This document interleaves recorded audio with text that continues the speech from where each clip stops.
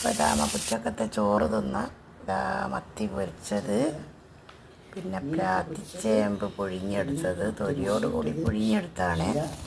അപ്പോൾ ഞാൻ അന്നേരം കുറച്ച് കഴിച്ച് ബാക്കി അവിടെ വെച്ചപ്പോൾ അതാ ബാക്കി ചോറിനും അത് തന്നെ കൂട്ടുക.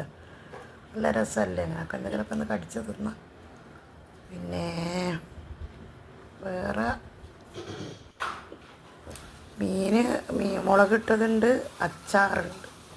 അതൊക്കെ കൂടി കൂട്ടി കഴിക്കുക. സൂപ്പർ ടേസ്റ്റല്ലേ കുഞ്ഞമത്തി പൊരിച്ചത്.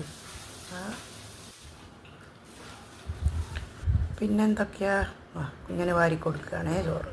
ഇതിപ്പോൾ 4 മണിക്ക് കാപ്പി, കട്ടൻ ചായ, കാപ്പിയല്ല. പിന്നെ ഇതാ രാത്രി കുറച്ച് മാഗി ഇങ്ങോട്ട് ഉണ്ടാക്കി അത് കഴിക്കുകയാണ്. ഈ വിശപ്പൊന്നുമില്ല, അപ്പം പിന്നെ ഇത് മതി ഇന്ന്. ഇന്നത്തെ ഇത്രയൊക്കെ ഉള്ളൂ. അൽഹംദുലില്ലാഹ്, ഇനി കാണാം ഇൻഷാ അല്ലാഹ്.